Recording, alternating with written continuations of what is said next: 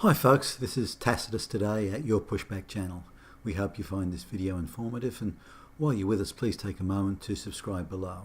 And remember, for notification, please click the YouTube bell symbol. This essay will explore some aspects of the leftist ideology around illegal people movement to the West. Putting aside the many propagandists that are paid to spruik and sell open border immigration to the West, there is a hard core of ideological believers in open borders, ranging from the useful fools for the globalists to those who think only in terms of pubescent "we're all human beings" morality and none of the ensuing practicalities. One such European open borders no restrictions promoter on YouTube, with good English but spoken in a German accent, averages about 45,000 views per video and has a subscriber base which would place him in the upper middle range of independent content producers in this genre. One video of his I'm reviewing now is in itself worth a video, so let's get started. He begins by conflating all illegal immigration, people smuggling of illiterate peasants, queue jumping, economic chances and hustlers and freeloaders, criminal gang members. All of this he lumps together into one conflated mass as just immigrants, offering minor mention of asylum seekers and refugees and using them all as interchangeable terms. No distinction at all between legal and illegal. It's a massive stretch, but not inconsistent with leftist talking points and propaganda generally. The optics with photographs and video footage shown is also propaganda intensive, with close-ups focusing almost exclusively on children, particularly female children, with long shots of overcrowded, chaotic-looking tent cities to add to the dramatic effect. Hypocritically, he claims non-leftists, such as, say, Sargon of Akkad, are the real propagandists by using footage of illegal aliens congregating in the tens of thousands and marching through Europe. Meanwhile, his extensive use of photos of little brown girl toddlers dressed in pretty pink, well, that's not propaganda, it's just everyone else is doing it.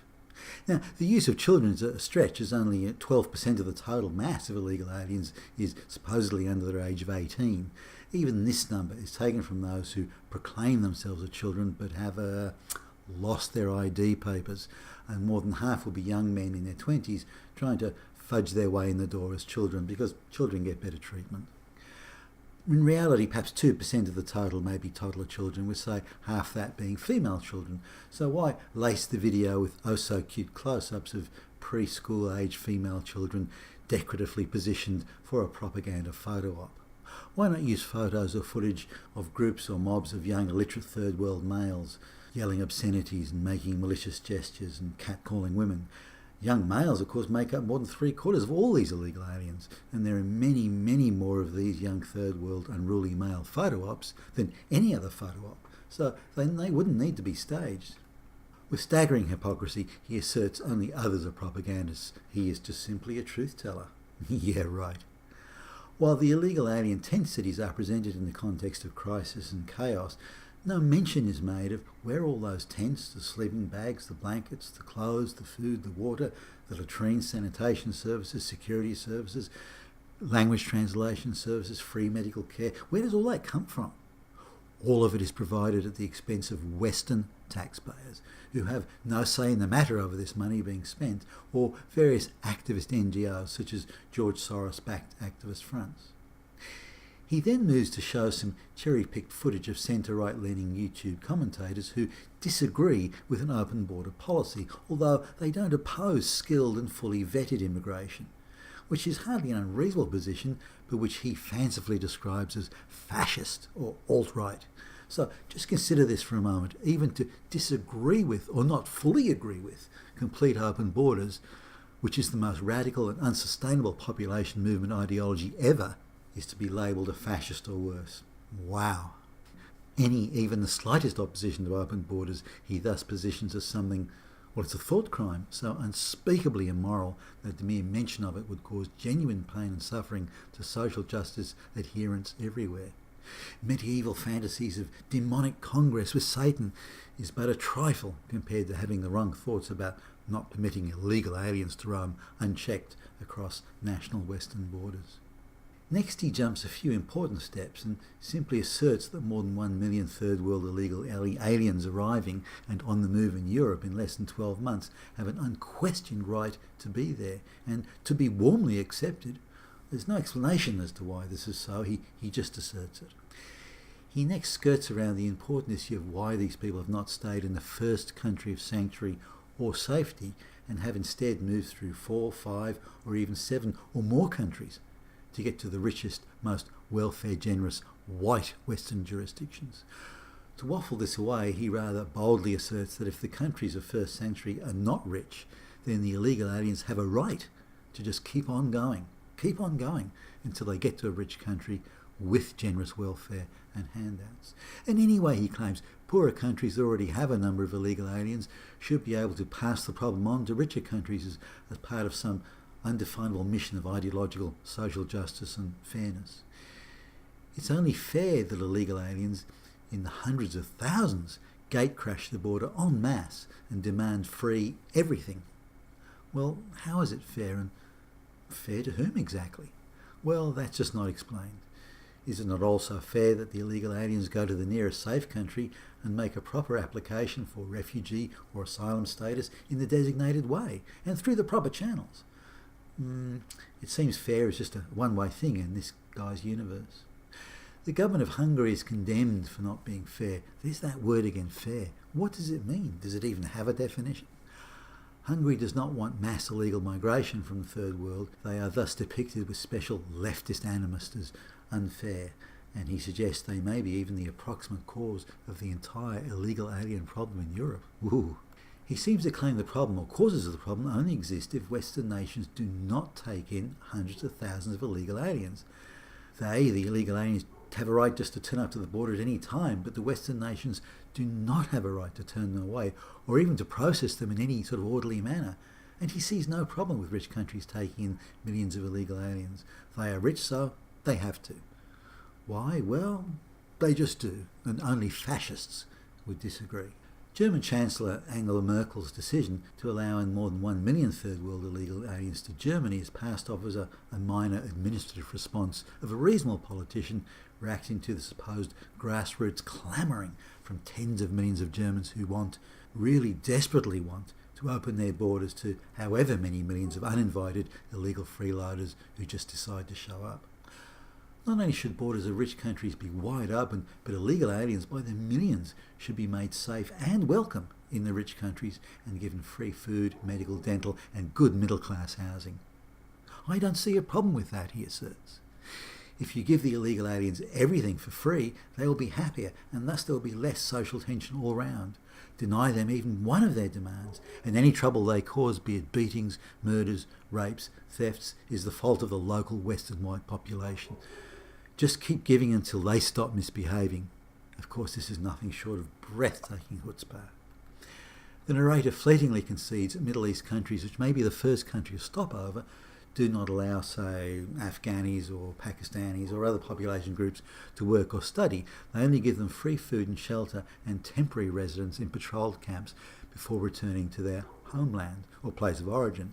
Some people, he asserts, are exploited in these camps in brown-on-brown violence.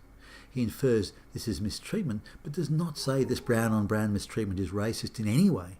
It's just how things are in that part of the world. So let's just shrug our shoulders and move on. In any way, such brown-on-brown mistreatment merely enhances the illegal aliens' victim credentials CV, adding weight, he asserts, to their absolute unquestioned right to come to the wicked, evil, white, fascist, racist West.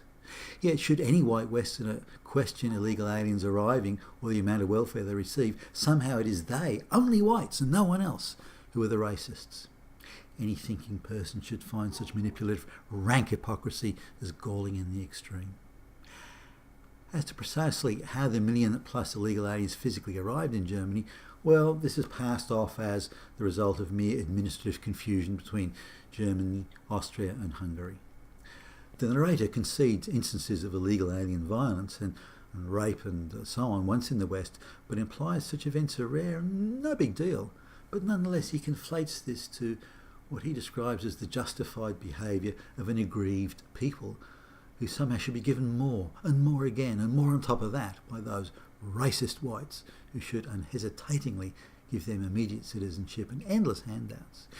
If the illegal aliens have all their demands met, then they will hopefully behave better. And if the illegal aliens do misbehave, then the whites have only themselves to blame, as they should have given them more and still more until they stop misbehaving.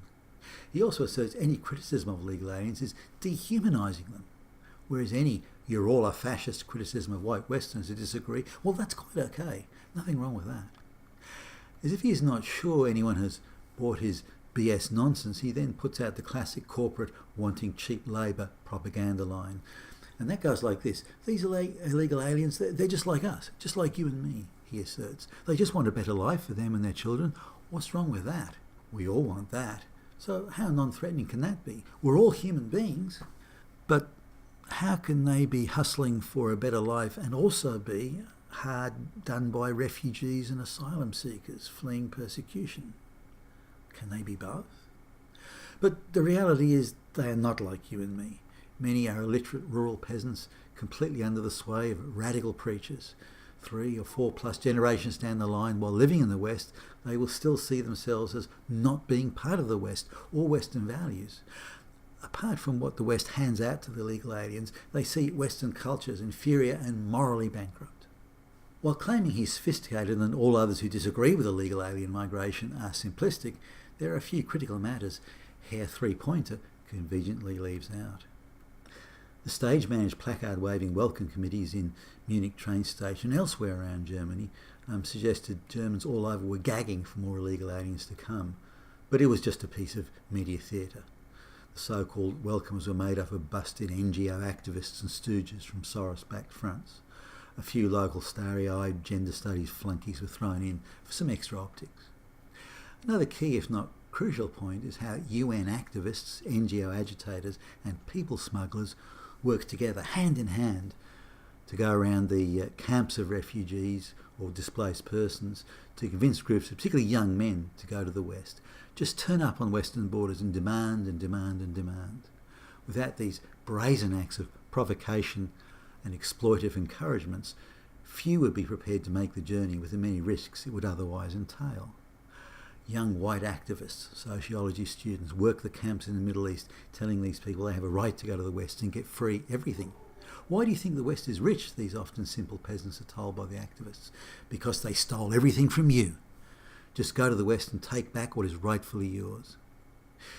It's an irresistible siren song to many, and off they go, coming to this rich land of alleged thieves to take back what they are told is really theirs anyway, so there's no need to be grateful once you receive it.